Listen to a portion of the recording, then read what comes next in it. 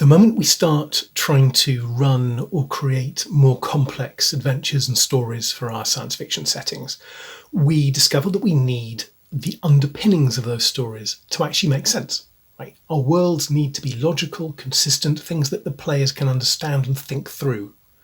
So we need to construct logical, real worlds. Right? And mostly this seems obvious to us. A lot of the big things, we immediately know what we need to look at. And if we're not sure, we pick up a book, something like this, and we read through the book, and it tells us that we need to think about geography, we need to think about law level, we need to think about technology level. Is there a starport? What's the water coverage of the planet? Blah, blah, blah. Right. And so a book like that really helps us with the physical stuff. And most people who are running and playing science fiction find it pretty easy to get their heads around the physical stuff. Right? What's the industry like? What are the structures of government? What's the geography? Where we trip up is on the soft social stuff, how people interact, what people believe. That's harder for us. Right? Not sure about you, but for me, there's a few groups that I play with regularly, and the ones who are really into sci-fi, four people, they've all got PhDs in hard science subjects. The people who want to play historical games have got degrees in education, archaeology, history, psychology. Right? So sci-fi tends towards us wanting to focus on the physical stuff, which makes it harder for us to get the fluffy stuff, because that's not what we're educated in or what we're interested in.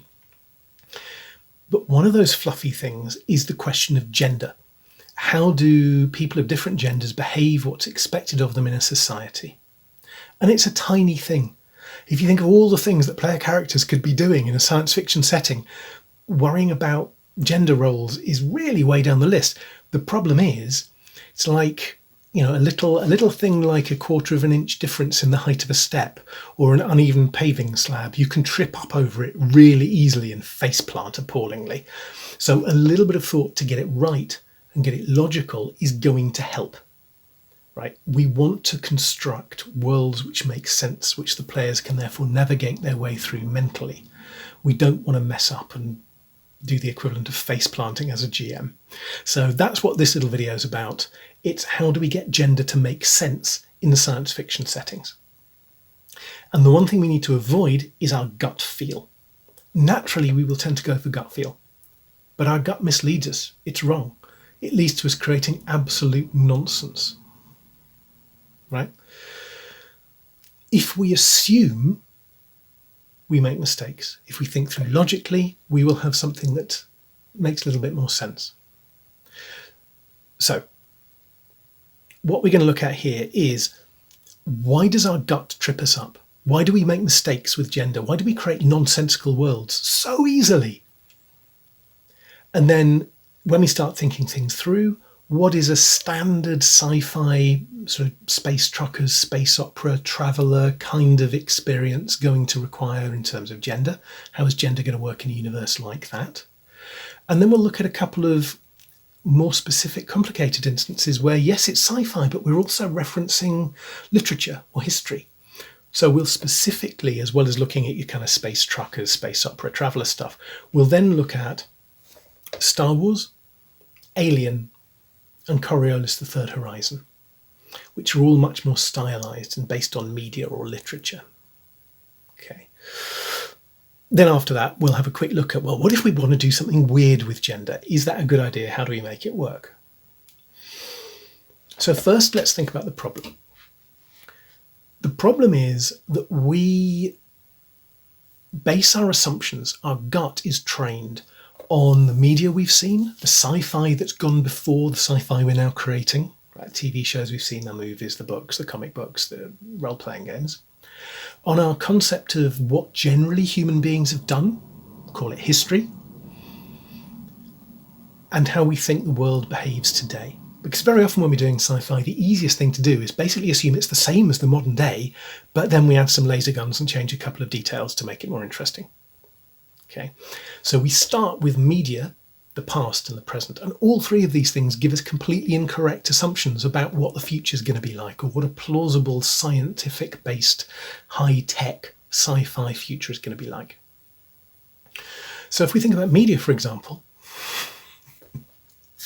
this film if you're into sci-fi, you've probably seen it more than once, right?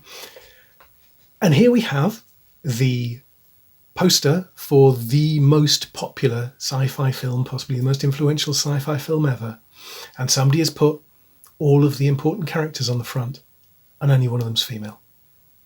Now, by the time we got to the turn of the millennium, around the year 2000, we had science fiction media which, because it was reflecting its society and the society in which it was created, wasn't quite so male-dominated, right? If you look at the crew of The Farscape, or if we look at Firefly or The Expanse or something like that, it's not all just men with a token woman. But we've still got this media that goes back years.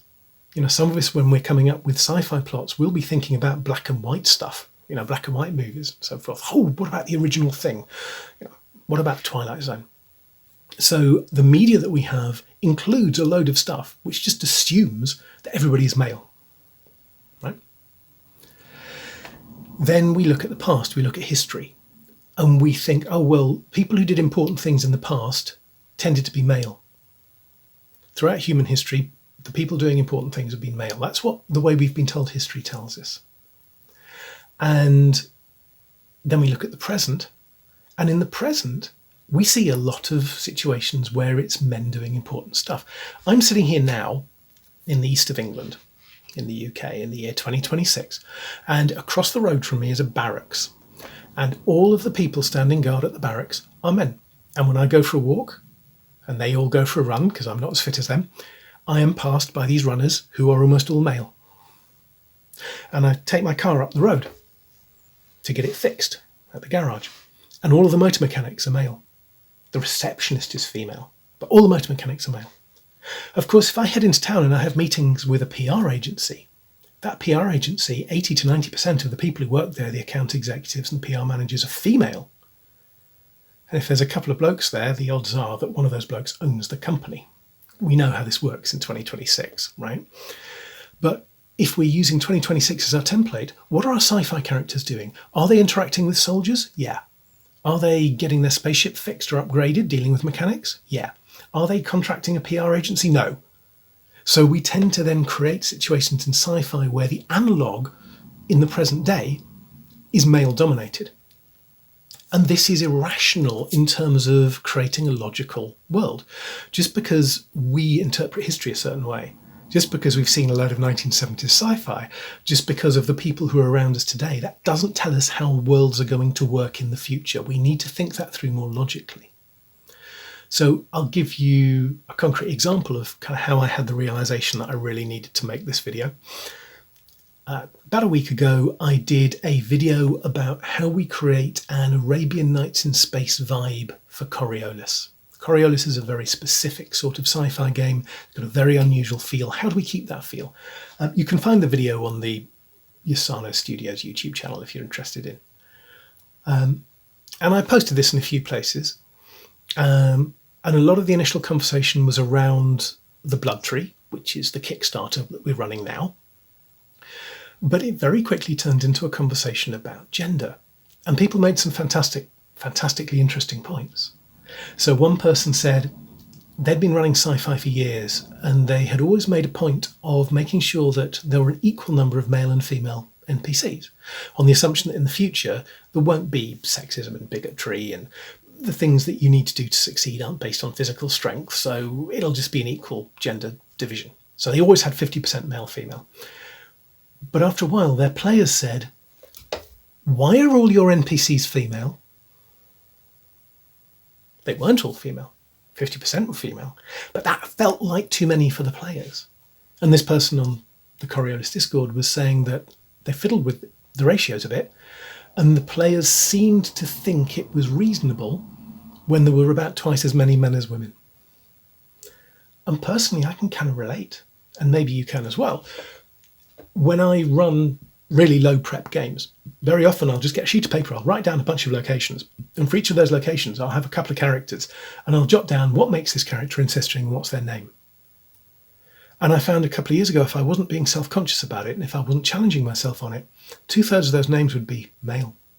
2/3 of the characters I'd just imagined randomly, in inverted commas, turned out to be men. My random imagination was overpopulating the world with men. And they weren't necessarily in places where it made sense, because I was running on assumption. Okay. Now, we'll get back to that question of should it be an equal split, male-female, right? We'll look at that rationally in a minute. But my point is that if we want to build consistent worlds, we have to look at it rationally. We can't just look at it in terms of, this is what my gut feel says. Because my gut feel will do something weird. Because of the media that we're used to. Because of our perception of history. Because of the way that we see the world around us now. And we're not rationally thinking through into the future what will happen in a high-tech environment. So let's look at our benchmark sci-fi. Right, our absolute old reliable traveller, right, for space truckers, space opera, and so forth. Now, if we're constructing science fiction futures for something like Traveller, then what do we know about humanity? The Traveller rulebook tells us that human societies exist on 16 technology levels, between 0 and 15. But for almost the entirety of human existence, up to the point where we are now, except for the blink of an eye in these last couple of hundred years, for pretty well the entirety of human existence, we've been at tech level 0 or 1. Our Traveller games are going to be up at 10, 12, 14. Right? So what human beings have done in the past is not a great guide to what they're doing in the future, because the technology is totally different, the requirements are totally different. Think of it this way. If you are a historical society, if you're any human society through pretty well the entire existence of our species, what's the one thing you have to do? There is only one thing you have to do. It's not be heroic, it's not do what God wants you to do, it's none of these things that we tell ourselves are important. The one thing you have to do is have more children survive into the next generation than were in your generation, and then more in the one after and more in the one after. Because that is how your society grows. If your society does not manage to have more healthy children survive to adulthood in each successive generation, it dies out and is superseded by societies that do manage it. Literally, that's the only thing you have to do. Now, as your society gets more complex, you get more specialisation. Maybe you've got people who have religious roles. Maybe you've got bureaucracy, people who are writing things down. You've got people in positions of authority. This is great because you can make this work even more efficiently. Because now you have an ideology. It's not just that people are doing the stuff that seems to work. You now tell them that this is righteous. This is what they must do. This is what the ancestors want. This is what God wants. This is the right thing to do. This is the honourable thing to do. They should be proud of themselves for doing these things. Right? And what are these things? Well, women need to have lots of children, men need to protect women, and so forth. Right? So the things that will lead to the expansion of the society now become, this is the right thing to do, not just a convenient thing to do. In the last few hundred years, and this is not something humanity is used to, but it's something we have to deal with now. In the last few hundred years, what it is useful to do has started to change. So all those ideologies then start being challenged by a changing reality. If your ideology has told you, for example, that women have to have as many children as possible, that stops being such a big deal when infant mortality rates start dropping and actually you're now worrying about how you feed all these people or whether you're destroying the environment through overpopulation. Right?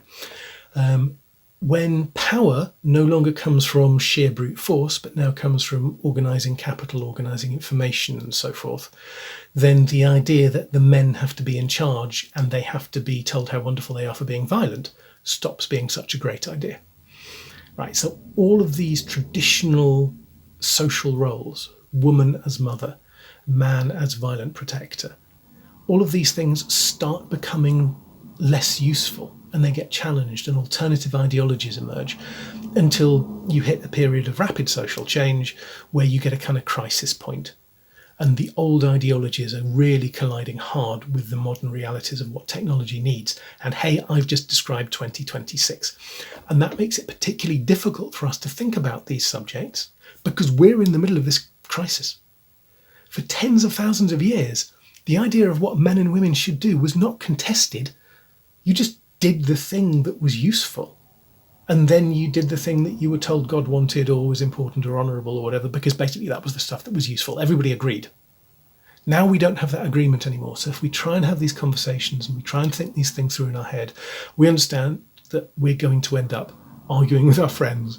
We're going to end up challenging our own assumptions. Our own prejudices are going to fight back against what our logical mind is doing. So this is a tough thing for us to work through. But if we're talking about the year 2300 or the year 3000 or the year 4000 or whatever, unless humanity just ends up going from one ideological crisis to another, we can assume, at least with regard to gender, that all of this historical stuff is going to stop being useful. It stops being a guide. So think about all these behaviours which were hugely useful to a tech level 0 or 1 society, which are going to be absolutely useless to a tech level 10 society. Motherhood is the supreme fulfillment of womanhood. You should want to have loads and loads of children. That's the thing you should focus on. Men have to protect women, possibly to the point of hoarding women, stealing women from other tribes, defending women. Right? All that macho stuff's not useful anymore. But though we don't need the behaviours, does that mean we will stop behaving that way? And that's where it becomes difficult for us when we're trying to work out our science fiction settings. Because the really easy way to go, right, and a lot of people in the 21st century would love to believe this is true, because it's so easy for us just to think, oh, that's great, the problem's going to be solved. We can say, well, everything, all possible careers, military, scientific, government, whatever it is, it's going to be 50% male, 50% female, because half the population's male, half the population's female. There's no longer a social reason to push people into particular professions, therefore it will just be an even split. Will it? Now, I would argue not. And I would argue that if we want a realistic sci-fi society, we have to be a little bit more nuanced in the way that we think. So it is true that when you get to a tech level 10 society, nobody is going to say men must do this, women must do this. There is no longer going to be an ideology forcing you to do things just because of the gender you were born with or whatever. Right? That's not a thing. But for tens of thousands of years, as a male, you succeeded by being good at certain behaviours.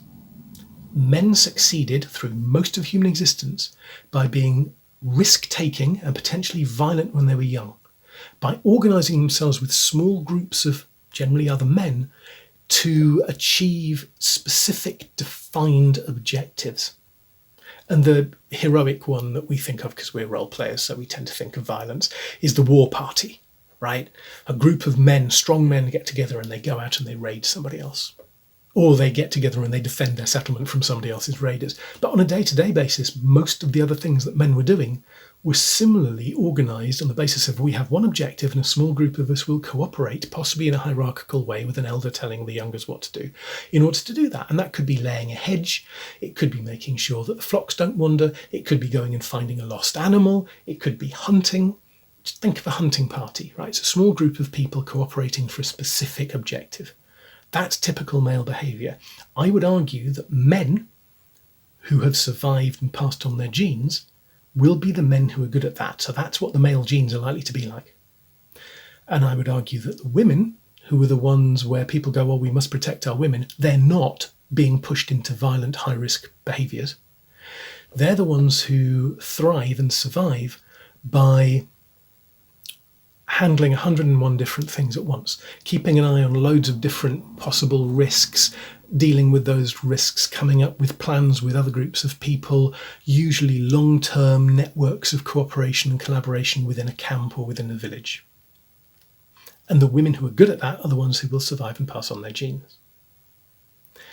If that's true, that means however technology changes over a short period of time, a couple of thousand years, you are still going to have men who are tending, particularly when they're young men, towards high-risk behaviours. And they will enter professions that reward high-risk behaviours. They will be tending more towards violence, and women will be tending more towards cooperative, collaborative, long-term, and complex social network-based professions. Now, that's a dangerous argument. And you've probably seen this on the internet. The moment a bloke on the internet, especially a middle-aged guy, starts saying, oh, well, what's natural for women to do is, 50% of the time, what he thinks is natural for women to do is whatever suits him. Right? What's natural for women to do is get back in the kitchen and make me pie. Don't apply for the job I want. Do what I tell you. Look after my children. Huge numbers of people in the dark corners of the internet will argue that what is natural is women should know their place and, learn to be subservient. Right? And whenever we start saying, oh, I've got this clever intellectual model which I've built, like the one I've just built there, which tells me what's natural, there's a horrible risk that we're just going to be rationalising whatever we want to be true. And very often when people in 2026 say that is natural or that is unnatural, whatever they were told was normal when they were growing up, whatever was normal for them in their youth or whatever their parents were taught was normal, which they're now passing on to them, that's the thing they say is natural. And that becomes, because I think this is normal, therefore it's natural. Because it's natural, everyone should do it. That's terrible, terrible logic. And there is a danger when I come up with something like the argument I've just come up with. All I'm doing is rationalising what I've been taught in the past or what suits me. Right? So this is a judgment call. In the future, we know that traditional male behaviours or traditional female behaviours, it's not going to be socially useful to tell men to behave a certain way and tell women to behave a certain way. I would argue that we will still have men tending and women tending towards certain professions or behaviours. And it's not going to be 90%. Think about up the road, I've got the mechanics and they're all male, and off in the PR agency, they're 90% female. It's not going to be 100%, 90%, something like that. But I would expect in the future that you would have certain professions that are 60-40. I would also think we should think this one through logically, because if we say the military, again, think about the guys on the barracks over there, and they're all men.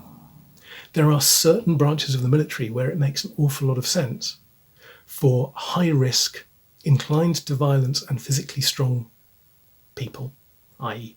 guys, to be absolutely dominating that branch of the military. If you want a bunch of people to act as your scouts or rangers and go and slog through the mud on an alien planet, I would absolutely expect that to be mainly male in future.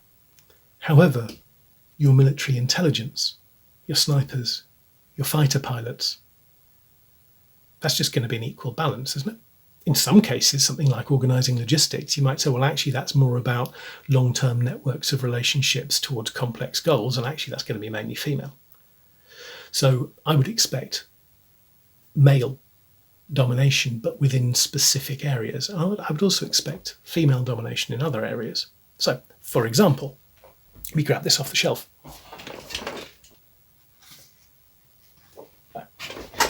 This is the proof that's just back from the printers for the Serpent, Traveller compatible role-playing campaign. If you backed it and you haven't had the book yet, if this is August 2026 you're watching this, this is the proof from the printers. The other volumes are coming from the printer, so you'll be getting them soon. But if I look at the back of this, and I've got all of my stat blocks, all my NPCs, right? And I've got 22 of them. Then yes, 11 of them are male and 11 of them are female. But because I was thinking this through rationally, we have got certain people who are clustering around certain professions. So of the named military characters, well over half of them are male. If I look at the ambassador, it's female. If I look at the high-risk, sweeping morality aside, willing to take that gamble, young male politician, yes, it's a young male politician. If I look at doctors, physicians, just think about working in an emergency room, right? Does that make you think of what I was just saying about women perhaps being better than men on average at things like watching 101 different things and dealing with complex, ambiguous situations? Yeah. So the 3 named doctors in the Serpent, 2 of them are female, 1 of them is male. On average, it's 50-50, right? 22 named characters, 11 each.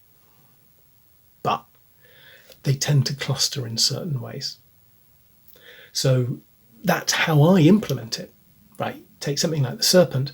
That is an example of me implementing this logic. But my logic is arguable. And my logic doesn't have to be your argument. Sorry, it doesn't have to be your logic, right? You could say that I'm overstating it. Actually, 100,000 years for human beings to evolve. Evolution takes place over longer time periods than that. There isn't going to be that much difference between men and women. Okay. And, let's be suspicious of the bloke saying, oh, I'm going to tell you what it's natural for women to do. Maybe there's not going to be that much difference. Maybe it is going to be closer to 50-50 in all walks of life. Maybe I'm understating it. If we look at present day data, then we see 95% across Western societies, 95% of the prison population is male. 96% in the UK, 97% in France. Right? Virtually all dangerous criminals are male. Across human history, there's a book called The Better Angels of Our Nature, which gets into this kind of thing, the decline of violence across time. But one of the points it makes is that across all of human existence, the majority of homicides have been committed by 15 to 30-year-old males. Males are really dangerous. They have been historically. Young males particularly. So maybe I want to look at this and say, look, I'm not taking the 60-40 thing, right? You're smoothing over how fundamentally different men and women are, right? Men are violent criminals. I am going to have in my world, or my worlds, my universe, virtually all of the military are going to be male. Virtually all of the criminals are going to be male. That's logically consistent. I personally would argue that, I live in a world where I see all around me men being encouraged to be violent in a way that women aren't. I suspect a lot of that's socially constructed. You don't have to agree with me. That's fine. The point isn't for us to all agree with each other. It doesn't matter who's right and who's wrong. None of us know. We're just trying logically to get to the most consistent, plausible, possible future worlds for our games. We'll never settle the argument of who's right or who's wrong, but thinking it through, wherever specifically we end up with in detail, by thinking it through, we are going to get more plausible, logically rigorous, believable, engageable worlds than if we just go with our gut. Because our gut is going to be hugely misled. It's just our assumptions and our prejudices. So, regardless of the detail of where we individually end up with the worlds that we're building, that's how we get more logically consistent, engageable worlds. But what if we're trying to create something that is deliberately based on a piece of media or literature or some sort of historical thing where we're not necessarily just trying to logically think through what will a future world be like, but we're trying to pay homage to or reproduce or be informed by some sort of media or literature? We'll look at a few examples, but let's start with Star Wars. Here we have a poster for the original Star Wars, the classic of all classic sci-fi movies. And here we have on the poster, somebody has put all of the major characters on there, so you can see all these great cool characters that you're going to enjoy at the cinema. Only one of them is female. Only one of them is a woman. Not only that, the only reason she's even there at all is because she's royal. Right? So everybody else gets to be there because they're great, heroic, cool male characters. She manages to get in as the one woman because she's actually royal. This is a completely male-dominated movie. The assumptions behind it are 100% male-dominated. Why? Because it reflects the society that made it. It reflects the United States at the time this film was produced. The studios that have always handled the Star Wars franchise all the way through the various iterations have been really, really good at giving audiences what they expect and what they want, pushing it creatively just a little bit, just enough to make it seem interesting and exciting, but basically they give people what they expect. This is the main difference between Star Wars and the stuff that I do.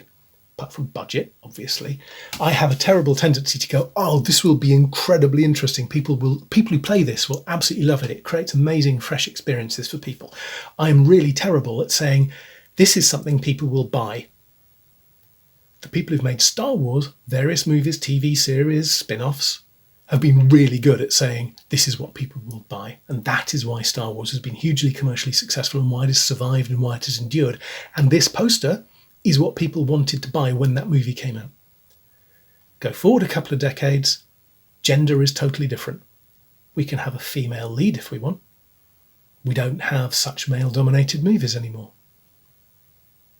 So although we could look at that original poster and say, well, this is the classic Star Wars, and this is what Star Wars is about, and look, it's totally male-dominated, so if we're trying to recreate Star Wars or the feel of Star Wars or the themes of Star Wars in role-playing form, we should follow this and make it male-dominated. No, we don't have to at all. That's just a commercial marketing thing. That's not fundamental to what Star Wars is. What Star Wars fundamentally is it's about heroism and it's about the triumph over evil.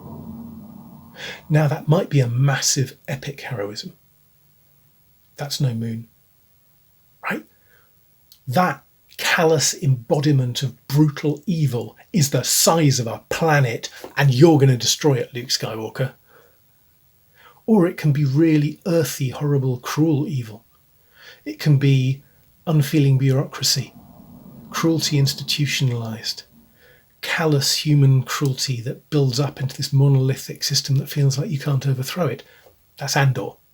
Right? But it's always the heroism of the individual triumphing over evil. That's what Star Wars is. What gender those characters are does not matter. If original Star Wars feels like it's massively male-dominated, and statistically it is massively male-dominated in terms of characters on screen, screen time and so forth, that's not fundamental to Star Wars. If we're trying to create a Star Wars experience, we do not have to repeat that. Right? You could perhaps argue that the nature of evil, because it's founded on violence, there is something masculine about violence, and maybe these institutionalized evils, these are masculine and should mainly have masculine bad guys. I'm kind of open to that argument. I can see that argument. Think back to our statistics about prisoners, right? 95, 96%. 96% in the UK of prisoners are male.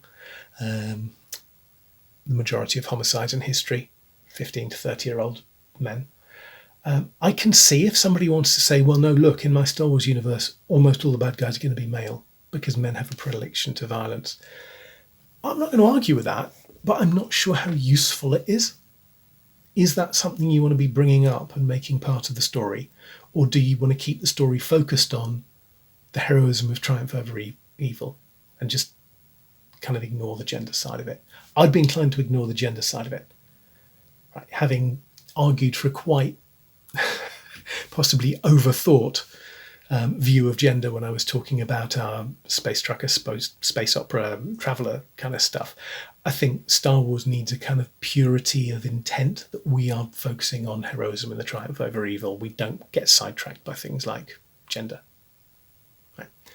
So I'd be inclined just to use my space opera approach to gender, or just say it's 50-50 or whatever, and then just get on with the story. Your mileage may vary. Very different, though, I would suggest, is Alien. Alien, like Star Wars, is based on a series of movie properties and the media that have spun off from that. And in this case, we have a media which is very clearly rooted in what's quite a superficial but very distinctive universe. And what's distinctive about the Alien universe is most obviously it's industrial sci-fi. It's heavy machinery, it's big clanky machinery, it's large industrial organisations. The computers are not shiny, it's greasy, it's dirty. It's also the 1970s in space. So if you're familiar with the Alien sort of world building and background, you'll know this. If you're not, then Alien assumes that the whole settled universe, the colonised part of the universe, is dominated by three factions.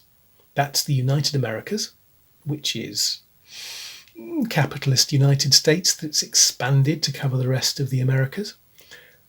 The communists, when we're 1970s Americans, so we're not too bothered about the distinction between Vietnam and Yugoslavia and China and Russia. It's all just one thing, right?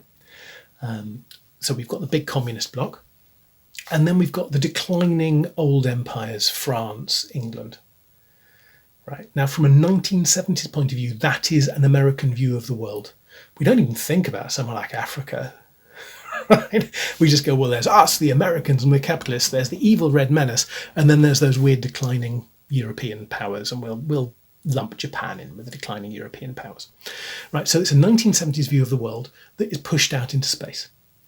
And a lot of the details of what happens in the films are really strikingly 1970s. I mean, the graphics, if you see a computer display, it's very much sort of early computer graphics. Nobody's trying to update it to make them look sexy and modern. You've got people smoking in spaceships. Smoking in spaceships? Well, yeah, in the 1970s, people smoked on airliners. Why not smoke on a spaceship? We think that's ridiculous. We're pretty sure in the future people won't be smoking on spaceships. But with an alien, absolutely makes sense, because this is the 1970s in space. From an industrial sci-fi point of view, you've got this brutal, oppressive set of hierarchies which keep the little man or the little woman, the little person, the worker, whatever it is, downtrodden. Whether it's the evil communists or whether it's the evil capitalists of the United Americas. Look at the beginning of the Romulus movie, for example, the latest Alien film, which is absolutely brilliant. There are some amazing establishing shots which give you this sense of an industrial work camp, residential area, working environment, which is timelessly American industrial. It could go back to the 40s, to the 20s, to the turn of the century. At any time, the West Virginia Coal War could break out because the downtrodden workers have had enough. It's got this oppressive industrial feel to it. So we've got industrial sci-fi, we've got a sense of oppression, we've got a really strong hierarchy keeping everyone in place, we've got 1970s in space, sort of political setup and some of the details of the visuals and the way people are behaving. It's all very 1970s, it's very industrial. Right. This is quite strong. Right. And I say it's superficial because nobody has actually sat down and thought out, oh, well, what will the shape of humanity be in the future? They've just gone, oh, yeah, 1970s American view of the world, expand it out into space. But it works. People understand it. Right. Now, does this mean that we should depict gender differently in this setting? Because it's a sort of 20th century industrial setup. Because it's 1970s in space? I would argue yes, but in a background way that doesn't impact the player characters, and I'll talk you through this. And again, your mileage may vary, you may disagree with me, but this is an example of thinking through how we're going to make gender work in a particular science fiction setting. Given that Alien gives us these industrial sci-fi 70s in space inspirations, right, this benchmark that we're following. Now, I'm just finishing playing, and we've been playing it on and off for about 2 years, I think, since the book came out, the Building Better Worlds campaign for the Alien role-playing game. And it's been really interesting. It's been great fun. One of the things that we've had a lot of fun with is playing with the little tropes like the characters smoking, right, which you wouldn't normally do in a sci-fi, but because we're kind of harkening back to that. And you've got characters that have got things that are a bit like Sony Walkmans, and we're being a little bit retro with it. We're having fun with the details. One thing we have not in any way touched is the idea of sexism. We've just assumed that the society is, as when I was talking about sort of traveller space opera stuff, a society where nobody says, you can't do that, you're a woman. You have to do that, you're a man. But there are still gender issues there. So as a player, you are not going to face sexism. If you're playing a female character, though, your female character has probably not got great promotion prospects. In the background, this is a male-dominated society. Not on a how do you behave in a domestic family situation, male domination, but in terms of who really holds the power. This is a society where, when I look at the Building Better World supplement, I don't know if they've done this through genius or if they've done this through laziness because they did what I was talking about at the beginning of this video, where you just go, oh, I think these NPCs make sense. And then you look at it and go, oh my God, 2/3 of them are male, right? How did I do that? Oh dear, my prejudices are coming through. I'm going to assume they were geniuses, because what they've done is they've built a setting for Building Better Worlds where there are quite a lot of female characters, but the hierarchies are dominated. The people who are in charge are predominantly, overwhelmingly male. Now, if we're saying this is an industrial style setup, very command and control, very much an application of power rather than networking and webs of influence, to me that sounds masculine. That sounds like the sorts of structures that males have built through history, and males have then dominated those structures. So for me, Building Better Worlds, the fact that most of the people who were in charge were male, even to the point that the android who's in charge is a male android.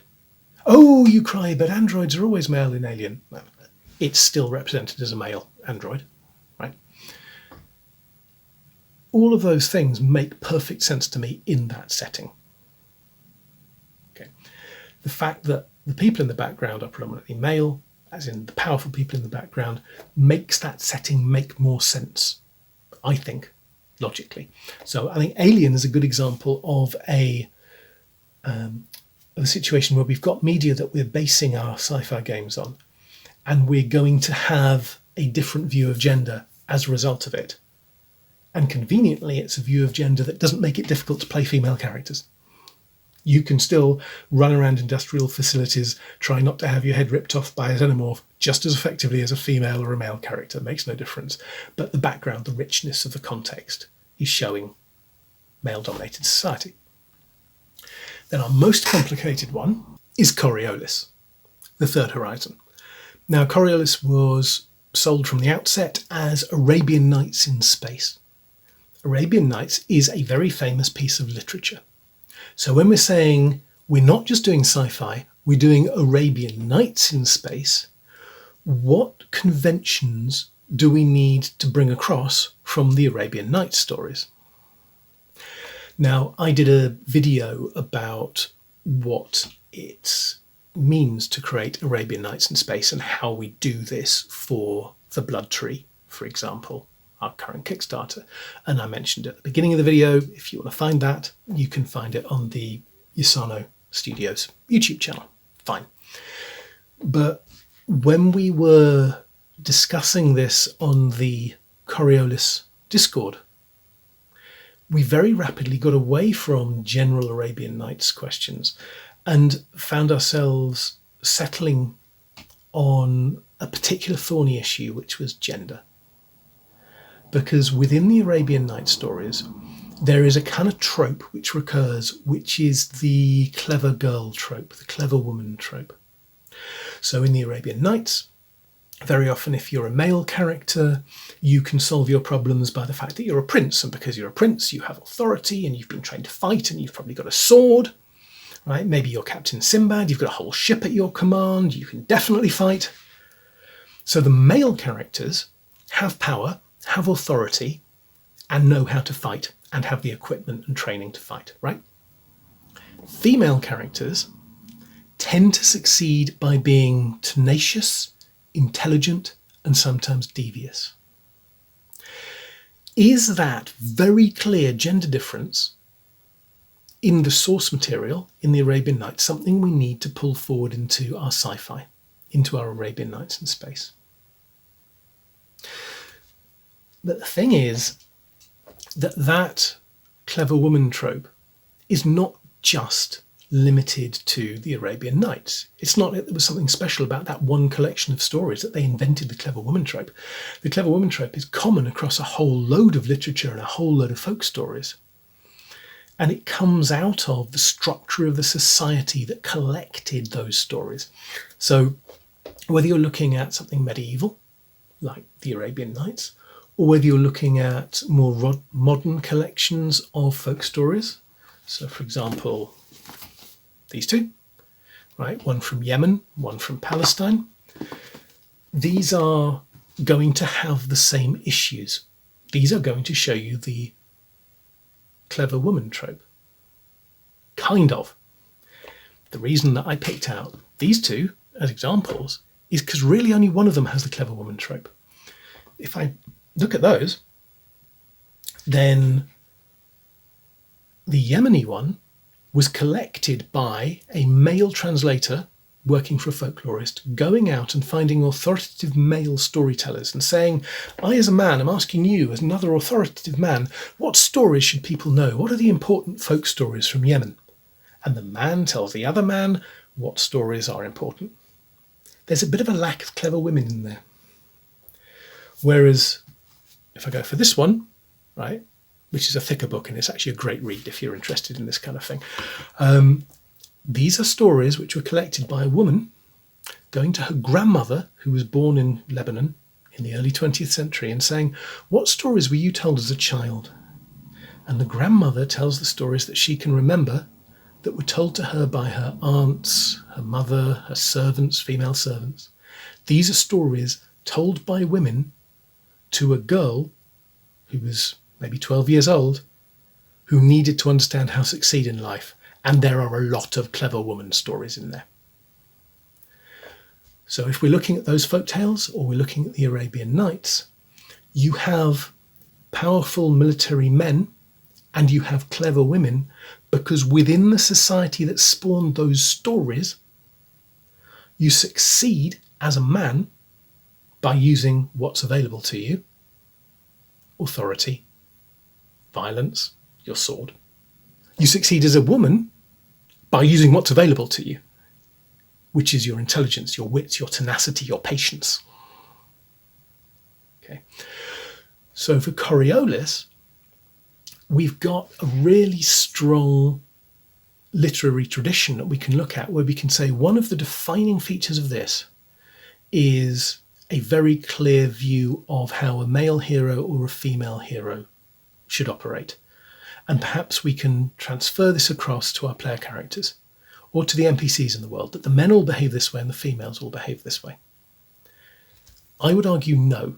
I would argue that is not relevant. That is a cultural accident, in the same way that the original Star Wars was hugely male-dominated because it was the 1970s. My argument would be that when we say Arabian Nights in space, we still want it to make sense. We still want it to be rational. We still want it to be logical. It has to make sense in space. So we're not going to import these gender assumptions from the Arabian Nights into space. That's something that we leave behind because we fundamentally want it to make sense. What we want the Third Horizon to be exciting for and interesting for, and what we want the Arabian Nights in space to mean, is that sense of discovery, adventure, wonder, that we're fusing science and spirituality and the supernatural to create this constantly wondrous, marvellous, unfolding set of sort of pre-modern vibed adventures. Gender is a distraction from that. If we import gender, we stop the setting making sense and we can't interact with it as well. Now, that's not to say that you could not, as almost like an artistic or creative experiment, not run a science fiction based game where you have imported all those.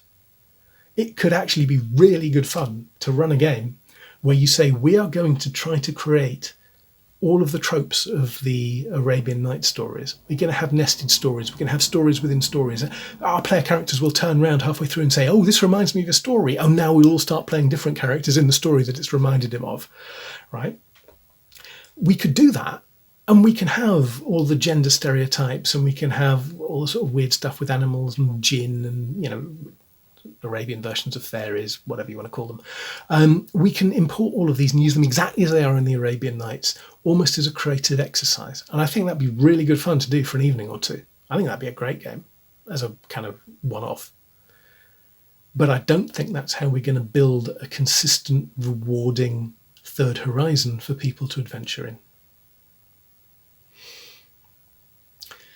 Now, the last thing is the question of, do we want to do something really weird with gender? Science fiction allows us to play with loads of ideas.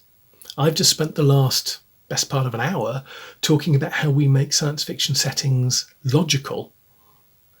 And I want to make them logical because I want my players to be able to engage with a sandbox-style setting. I want them to understand the motivations of characters in a murder mystery. I want them to be able to scheme with diplomats and spies.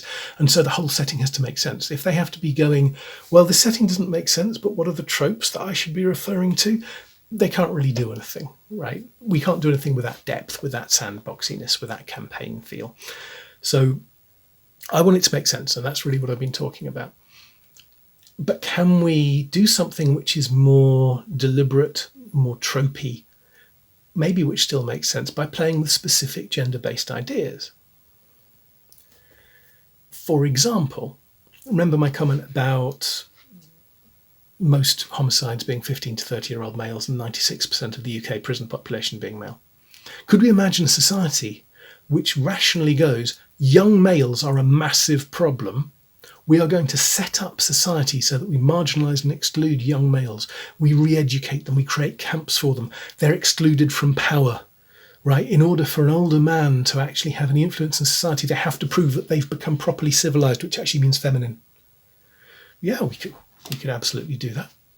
Could we come up with a setting where we say, those ideologies that were perpetuating bigotry and sexism in the past, what happens if there's a social crisis and one of those ideologies gets resurrected, right? And somebody gains power by using these ideologies as a kind of flag to rally people behind. And having done that, they implement a kind of, 2000 BC style of how women should be treated, right? Maybe we go back to the Old Testament, right? And we go, oh yes, it's perfectly reasonable to raid for female slaves who you take from opposing tribes and then bring them back and force them to have sex with you, right? And all the other appalling stuff that people did 2,500 years ago, right? Well, these would be very different genre experiences, and they would be kind of interesting, maybe on a theoretical level, except for the fact that we're not writing a novel, we're not writing a screenplay, we don't control exactly what it is that the player sees and hears. We're creating a role-playing game, and the players have to buy into this. And if you do something that deliberately obtuse, while it might make a really interesting novel where you can control all of the nuance in each of the lines that's said, I fear this would be really hard for players to buy into. You're going to get players going, I've got no idea what's going on. This is obviously artificial and doesn't make sense. How do I engage with NPCs in a setting that doesn't make sense? Actually, I'm feeling offended or triggered by this. You've just said that all 15 to 30-year-old males are a massive social problem. Well, I'm a 28-year-old male and I'm not a problem, right? I mean, obviously, I don't have that problem anymore. I would be able to look at it from a position of old age and say, oh, yes, I can be objective. But if I was 28, I'd be really upset by that. Right? Maybe that's my fragile male ego.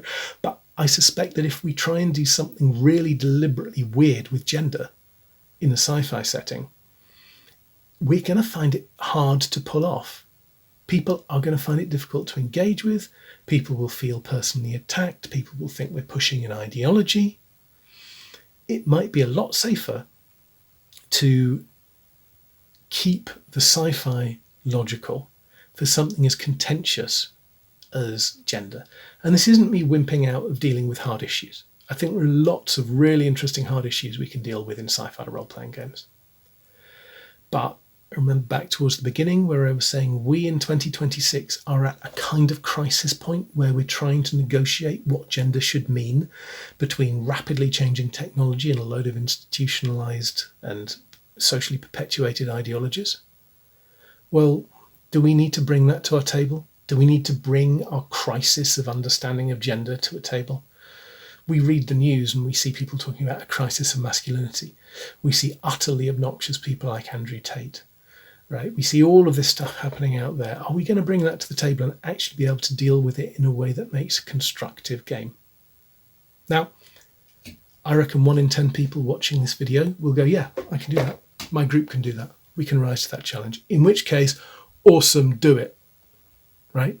If you can explore this stuff through sci-fi, fantastic, have fun. That's brilliant. But I would be more cautious, and certainly if I was writing something that I was going to do a Kickstarter or publish on Drive-Thru RPG or whatever, I would not want to touch that. If I was running for a table of people I didn't know really well, I would not want to touch that. I would just want to keep gender as something which is logical, consistent, makes sense, and supports the setting. If you can do something else with gender, awesome, have fun. So this has been about an hour. There's quite a lot here. So we've covered a few different games. I hope this is of use to people and it gives some food for thought, because ultimately that's what it's for. I've run through a lot of my thought processes, my logic, how I approach constructing characters and assigning gender and how people will behave and any gender implications and the structure of society and so forth, for whether it's the serpent or the blood tree or anything I might do in future, right?